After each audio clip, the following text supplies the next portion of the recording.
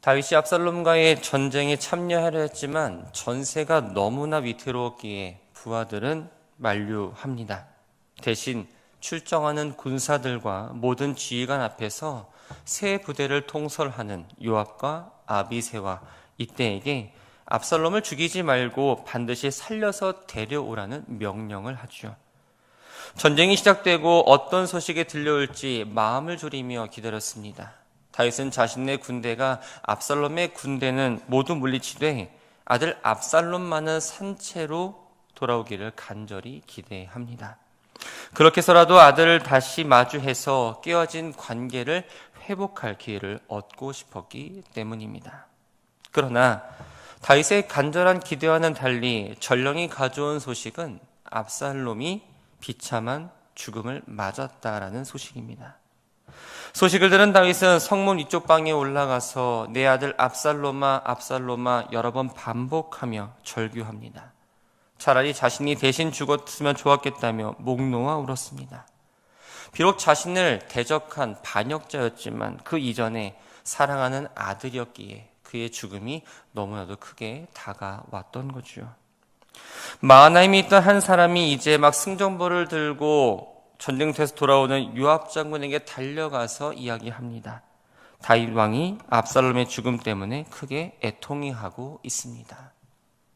이 사실을 미리 귀띔해준 이유가 있습니다. 목숨 걸고 싸워서 이기고 돌아오는 그 군사들을 맞이하는 대대적인 환영식이 없는 것에 대해서 요압과 군사들이 오해하지 않도록 하기 위해서였죠. 사실 다윗의 군대는 압살롬의 군대를 상대로 해서 대승을 거두었습니다. 요압을 비롯한 모든 군사들이 정말 목숨 걸고 싸웠기 때문에 가능한 일이었습니다.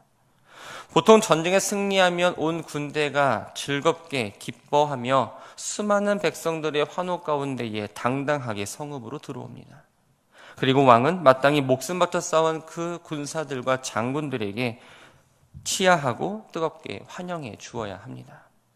그러나 다윗의 군사들은 왕이 압살롬의 죽음으로 깊은 슬픔에 빠져 있다는 것을 알게 되었습니다. 그러자 전쟁에서 승리해서 기뻤음에도 불구하고 이들은 마치 도망치는 패장병처럼 힘없이 조용히 성읍으로 들어옵니다.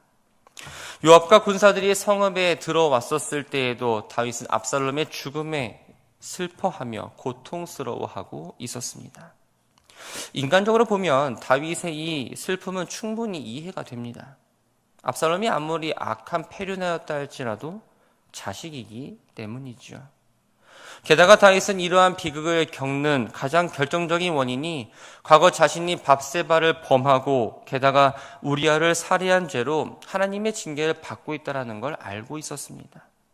그래서 내가 죽었어야 했는데 나 때문에 자식이 죽었다라는 그 무거운 죄책감이 계속 다윗을 짓누르고 있었던 거죠. 자녀를 잃은 한 아버지의 심정은 이해하지만 압살롬의 반역과 이 전쟁으로 인해 수많은 군사들과 백성들이 피를 흘리고 고통당한 걸 생각한다면 다윗의 이러한 행동은 한 나라를 다스리는 최고 통치자로서의 모습은 결코 바람직하지 않았습니다. 요압은 왕이 개인적인 슬픔에 매여 통치자로서의 일을 감당하지 않는다면 민심이 걷잡을 수 없이 동요할 거라는 걸 느낍니다. 그래서 다윗을 찾아가 아주 무섭게 직언을 쏟아내기 시작합니다. 5절을 보면 왕께서 오늘 왕의 생명과 왕의 자녀의 생명과 처첩과 비빈들의 생명을 구원한 모든 부하들의 얼굴을 부끄럽게 하고 계십니다. 요압의 말이 틀리지 않습니다. 만약 이번 전쟁에서 압살롬이 승리했다면 어땠을까요? 정권을 잡은 압살롬은 다윗뿐만 아니라 다윗의 가족과 그 밑에 있는 핏줄들 한 명도 남김없이 모두 몰살시켰을 겁니다. 그런데 요압과 군사들이 목숨 바쳐 싸워 이겼기 때문에 지금 다윗과 그 가문 모든 사람들이 생명을 부지할 수 있었습니다. 그러므로 다윗 왕가를 위해서 목숨을 아끼지 않던 군사들은 마땅히 아낌없는 칭찬과 대대적인 환영을 받아야만 했죠.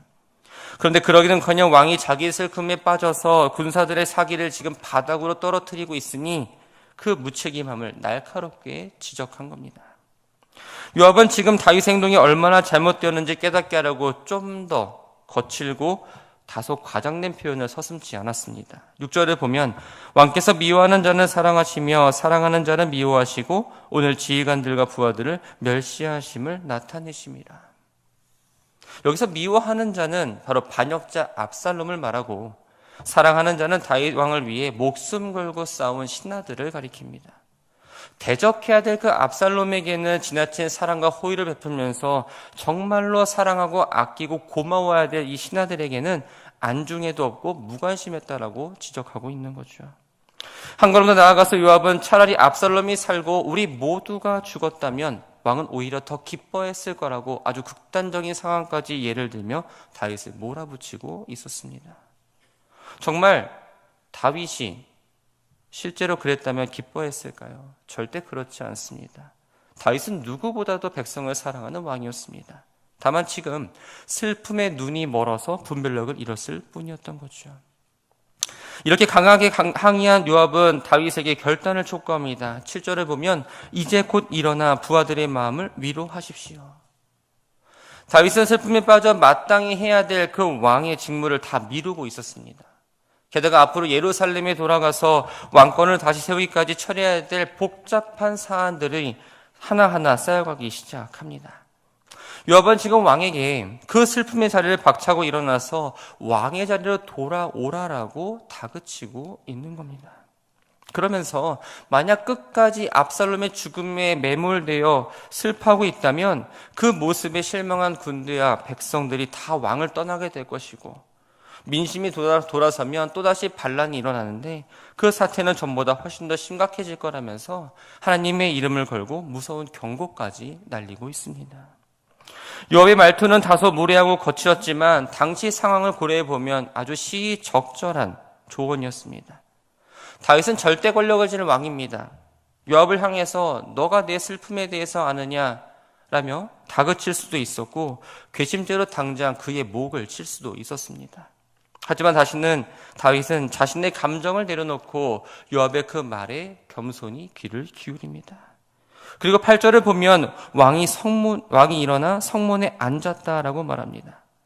당시 이스라엘에서의 성문은 그저 사람이 드나드는 곳이 아닙니다. 재판이 열리고 정치가 이루어지고 또한 사람들과 대화가 일어나는 공식적인 통치의 자리였습니다.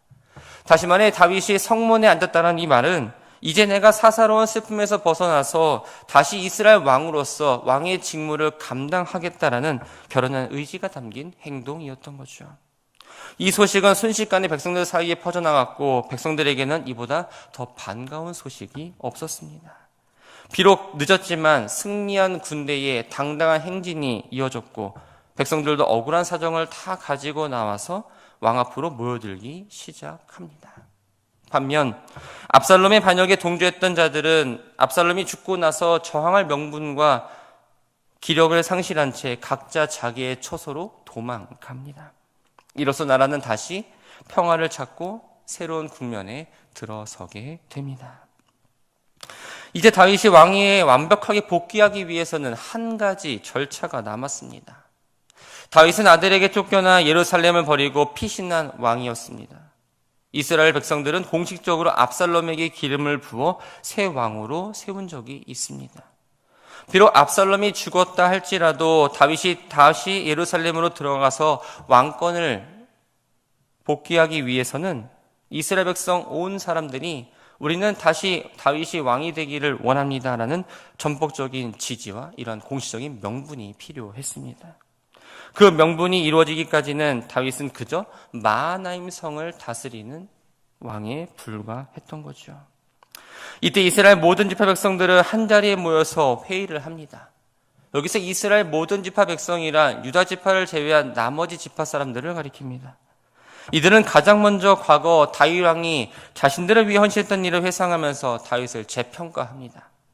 과거를 하나하나 살펴본 결과 결론은 하나였습니다. 9절을 보면 왕이 우리를 원수의 손에서 구원하여 내셨고 또 블레 사람의 손에서 구원하셨다. 사실 다윗이 통치하기 이전 이스라엘은 이방 나라들로부터 끊임없는 침략을 받아 말할 수 없는 고통을 겪었습니다. 그런 다윗이 왕이 된 이후에 주변 나라들을 하나하나씩 정복함으로써 비로소 태평성대를 누리게 되었지요. 백성들은 그간 다윗의 공적과 은혜를 까맣게 잊고 살았습니다. 압살롬의 수려한 외모와 간교한 거짓말이 현혹이 되어서 다윗을 배반하고 압살롬을 따르게 됩니다. 그러다가 압살롬이 죽고 나니까 다시 과거를 돌아보며 자신들의 행동이 잘못되었다는 것을 반성하기 시작했던 거죠. 그러면서 우리를 구원해준 다윗 왕을 다시 모셔온 일을 왜 주저하고 있는가라며 다시 왕으로 복귀시킬 것을 결의합니다. 이렇게 온 이스라엘 지파 사람들이 다윗을 왕으로 재추대하는 데에 바쁘게 움직이고 있는데 유독 다윗이 속한 유다 지파만은 가만히 있었습니다. 유다 지파가 이번 압살롬 반란의 가장 핵심적인 주동자 역할을 했기 때문이죠. 그들은 다윗이 왕이 되면 자신들에게 피해 숙청을 이룰 것이고 보복을 행할까 두려워서 눈치를 보고 있었던 겁니다. 이 사실을 알고 다윗은 피해 보복 대신 정말 파격적인 포용 정책을 펼칩니다. 예루살렘에 남아있던 사독과 아비아달 두 제사장을 유다 지파에게 보내서 당신들은 내 고륙이고 형제인데 어찌 왕을 모셔온 일에 가장 꼴찌가 되려 하냐며 그들의 마음을 달래해 줍니다. 만약 다른 지파들의 지지로만 왕위로 복귀한다면 앞으로 유다 지파와의 관계는 영영 소원해질 수밖에 없었습니다. 이 화해의 기회를 놓치면 유다 지파에 대한 통치력 역시 떨어질 게 뻔했습니다. 그렇게 되면 나라가 또다시 분열될 가능성이 있었던 거죠. 무엇보다 다윗은 이 기회에 반란에 동조했던 유다 지파의 사람들을 어떠한 조건 없이 다 용서하고 화해하고자 합니다. 그런데 한 걸음 더 나아가서 다윗은 깜짝 놀랄 만한 발표를 합니다. 자신을 죽이려고 최전선에 있었던 반역군의 총사령관인 아마사를 용서할 뿐만 아니라 평생 다윗 왕가를 위해서 헌신했던 요압을 대신해서 차기 총사령관으로 임명하겠다라고 공언을 합니다. 적장까지 품음으로써 자신을 반대하는 세력들을 끌어안고 보복할 마음이 전혀 없다는 것을 온 세상에 보여주려는 고도의 정치적인 계산이었습니다. 그러다 이 다윗의 포용 정책은 두 가지의 문제점을 안고 있습니다. 첫 번째는 요압과의 갈등입니다. 반역자 아마사를 군사령관으로 세운다는 건 평생을 헌신한 요압을 제거한다는 의미입니다. 물론 이 요압은 왕의 명령을 어기고 압살롬을 죽이고 왕에게 거센 비난을 했던 사람입니다.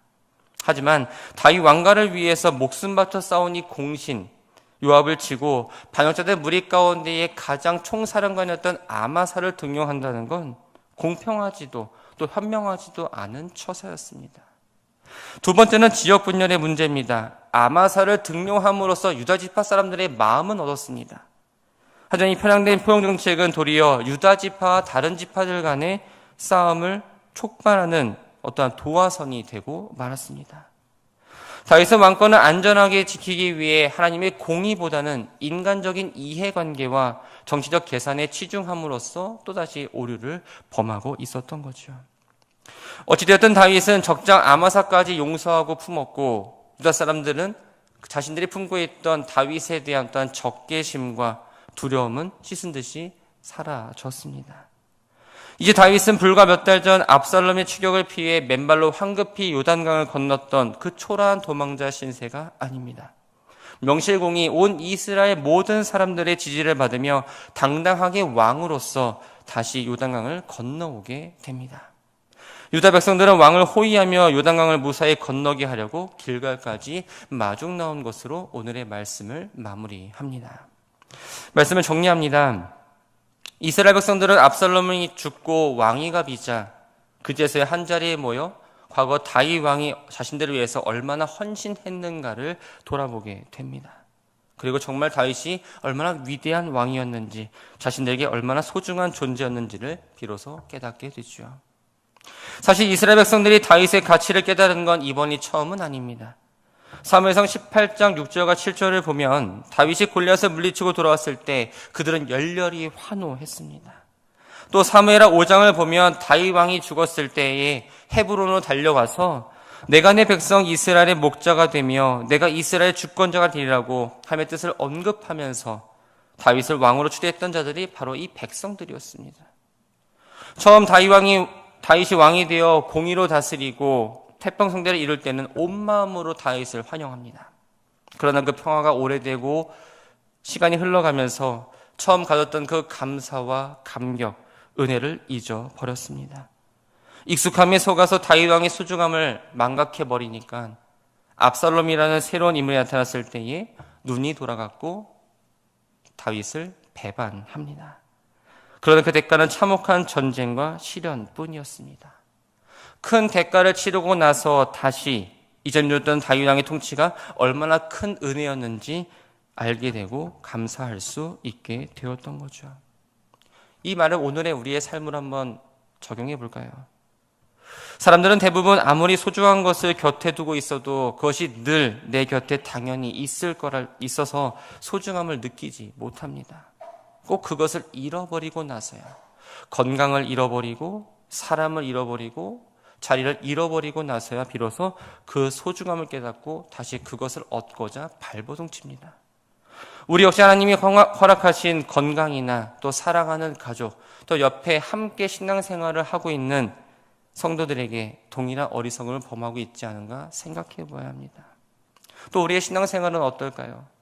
처음 예수 그리스도를 만나 구원받았을 때에는 눈물의 감격과 기쁨이 있었습니다. 예배 드리는 것이 즐겁고 하나님 앞에 나와 찬양하는 것이 너무나 행복했습니다. 그런데 시간이 지나고 신앙생활이 익숙해지면서 그 감각이 조금씩 사라지기 시작합니다. 우리를 거룩하게 구별하고 은혜 가운데 붙들어 주시는 그 말씀과 기도 생활조차 귀찮은 숙제처럼 여깁니다. 매너리즘에 빠져 예배를 마당만 밟고 돌아가처럼 의미 없이 또 형식적으로 드리고 있지는 않은가, 우리는 자신을 한번 돌아보아야 합니다. 지금 누리고 있는 우리의 평강, 환경은 내가 누릴 수 있는 자격이 있어서 그 권리가 있어서 사용하고 누리는 게 아닙니다. 전적으로 하나님의 은혜이자 선물임을 기억하시기 바랍니다. 우리 주변에는 사랑하는 가족이나 친구가 없어서 외로움을 겪는 이들이 있고, 또 신앙의 자유를 누리며 하나님을 마음껏 찬양하고 싶지만 그렇게 할 수 없는 상황에 놓여져 있는 이들도 있습니다. 그분들에게 지금 우리가 누리는 평범한 일상은 결코 흔하거나 당연한 게 아닙니다. 목숨을 걸고서라도 내가 소중한 것을 내놓고서라도 얻고 싶은 가장 최고의 축복입니다. 그러면 하나님께서 우리에게 허락하신 소중한 은혜의 선물들을 절대로 소홀히 하지 마시기 바랍니다. 익숙함에 속아서 은혜를 잊어버리지 마시고 소중한 것일수록 소중하게 감사하게 지켜내야 합니다. 하나님 주신 그 은혜를 더욱 은혜가 되게 하고 주님 허락하신 그 복을 아름답게 풍성하게 가꾸어 나가서 복된 삶으로 열매를 맺어 나가는 모든 성도들 되시기를 주님의 이름으로 축원합니다.